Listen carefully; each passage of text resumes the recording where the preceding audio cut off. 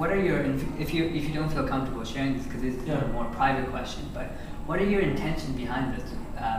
Of all these games, Mecca to Medina, I'm trying to make a difference, and for Muslims to give something positive out there. I think the stereotype that we have is cheap products, cheap this, people that, you underpay the Muslim people who work for you, or you don't pay them at all this negative stereotype. When is there going to be a time that we stop imitating the non-Muslim products and they start imitating our products? Wow. Instead of just constantly copying, like you'll get Spider-Man and they'll put a hijab on him or something, or Shabbat Tamiz and we'll come, okay, now I'm the Muslim Spider-Man. Dude, can we come up with something original? Can we come up with our own? Decorate the own characters. Yeah, they just Islamify everything. But then it's supposed to be original. Like, the Muslims made that one. But everything we have, because there's no copyright in our Middle East countries, everything's like a duplicate of the West. And you imitate people you like. So when are we going to set up the stereotype? And we're going to change the stereotype. And we become the higher standard, inshallah. Wow. And that's what I'm trying to do. If you were to give an advice to any Muslim entrepreneur who wants to create a product for the same reasons you mentioned, what would you say? Just in a very generic sense and in a very very specific, attainable sense. My best way of advice is to make a product or service that is bought, not sold. Bought, not sold. Okay. If your product has to be sold, it sucks. If your product is good, people will buy it. When I sell kalamat at a conference like today, I put all my games, which is I just line them up on a table like this, and I sit down like this. People walk by and say, "What is this?" It's kalamat. I don't ever ask them, "Do you want to buy one?" I don't tell them what the price is. I say, "Would you like to play a game?"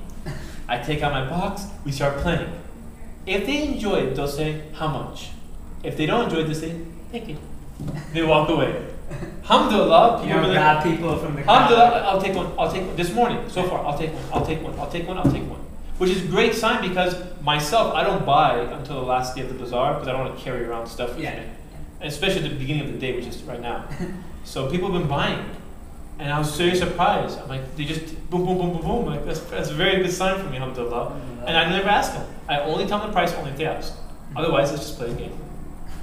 Wow, that's great. So the product is bought. It's not sold. Monopoly. When was the last time you saw a commercial from Monopoly? That's very true. They don't need to. They don't. You walk to the store, so let's get a Monopoly one.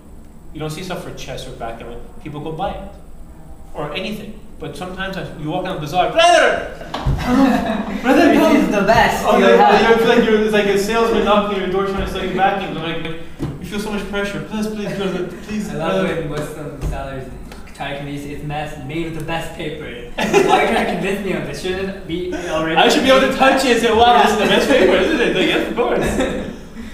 Oh wow. People don't want to be sold. They want to buy, but they don't want to be sold. And that's the difference. I don't want to sell somebody. And that's what you recommend to. Yeah, and if your product is good, people buy it, and you have to accept failure. Sometimes I may make something that fails. Everything I make doesn't succeed. Right.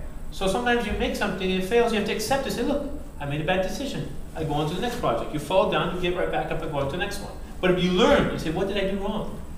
Learn from your lesson. It actually humbles you.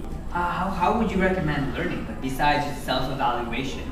Asking your peers. Become the expert in that field. For example, the board game. I didn't know anything about board games, as I was saying before. Yeah. So what I did is I told people I was trying to make a board game. Eventually word got out, and one guy came up to me and said, "Hey Ali, there is this guy at work who plays board games. He has 300 of them. They play board games during lunchtime." And I said, "Look, instead of just me eating my sandwich, I'll go sit down and play board games with them." And I went up there expecting Monopoly, Sorry, those type of games. They didn't have any of those type of games. They have all these foreign games, like from Germany, from here, from there, from places you can get these mom and pop shops, like the board game shops. I'm like, okay, this is kind of weird, but okay, I'll give it a shot. So I start playing. I'm like, wow, these are pretty interesting mechanics. Like Monopoly, you go around the board, collect land, this and that. Right. But there's other games and mechanics that are different, like the negotiating mechanic, where people negotiate, or the auction mechanic, where people auction off things. I guess what the biggest challenge is of each game. Yeah, I learned. I'm like, oh, I've never seen that idea. That's pretty cool, and that's a pretty good idea. So open doors for me, and that's kind of like when I threw away the whole trivia idea. I said, look, there's so much other stuff we could do. Maybe I can introduce different ideas to them. Like Kalamat is a word game. Muslims don't have board games. Yeah. And they don't have a negotiating game, even though we love to negotiate downstairs at the bazaar. Parents are experts at that. So let's try to make these things that people will like. So in Kalamat, when people come to me and say, how do I learn from this, brother? I tell them there's 3 things to this. Number 1 is communication. Communication because you're communicating a word to somebody else and you try to make them think of this word. And I says, okay. I said, when you go to Jummah, the guy can be very knowledgeable, but he can put people to sleep. Yeah. Doesn't mean just because you're knowledgeable that you're a great communicator. If you're a great communicator, it'd be fantastic. Number 2 is memorization. People could learn to memorize better because you're remembering the words. Okay. The game involves you to remember the words that you're guessing. So that's number 2.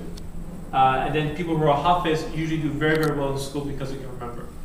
That's true. So this game encourages you to remember. And number 3 is big memorization skills. Indirect learning. Right, because a part of the game is trying to help other people guess the words. If the word's not there, hey, what is that word? That's why. I've played with people who realize that. I played with people who weren't very religious, and they came up with hey, I didn't know that. I didn't know this. I didn't know that. Wow. So So it's even a way to educate each other about what you know. yeah.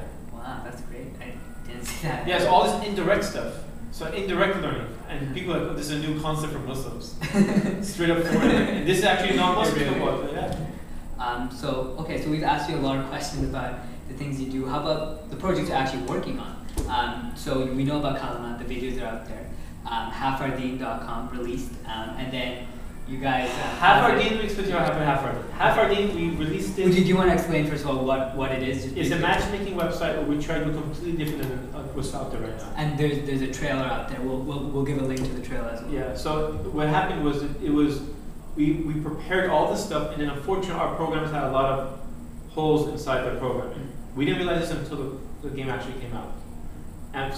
The website came out.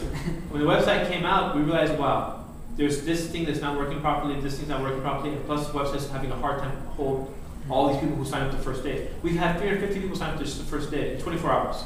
And this is a lot of people. And if you count this as the number of people per day, it's a lot of money that's coming in. I said, I'm not happy with the quality of this product. Wow. I told my partner, let's give everyone their money back, shut down the website. Wow. You're like, dude, not one person asked for the money back, still give it back to them. 100%.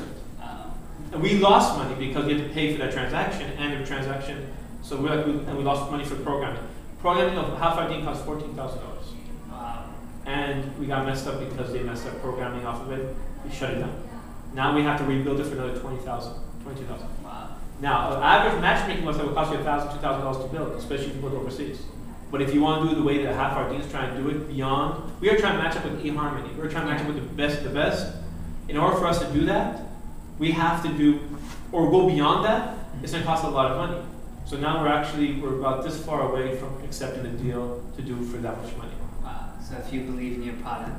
And we've hired one of the best programmers in the United States. Wow. We're not even going overseas. We're not going. That's the best way to do it. You This guy invest now, save later. It takes years to build a loyal following Absolutely. of customers. It takes seconds to lose one.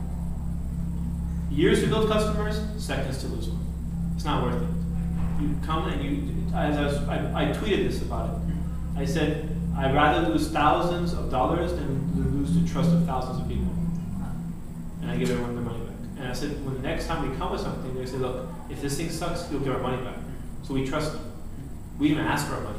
We were happy with it. People weren't even complaining. I said, no, this is not good enough. It's like a chef coming to you, and you're like, dude, okay, this is good food. Stop. No. Give him his money back. Out. It's like, what? I was eating. Okay, you might be able to do that with Halfardeen, but if you take food away from Muslim, I don't think I can save you that. Especially during Ramadan. During Ramadan, you're on your own.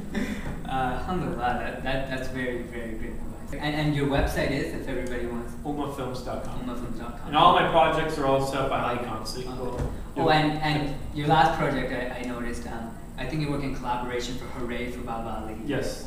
Everybody should check that out. I think that if you have kids, if you're 4 and above, it's great for kids. Well, thank you so much. Thank you so much for care from us. I think people in the community really, really respect what you've done, and it would be great if they can learn from all the valuable life lessons, really, on how to deal with others and how to create products that people can trust.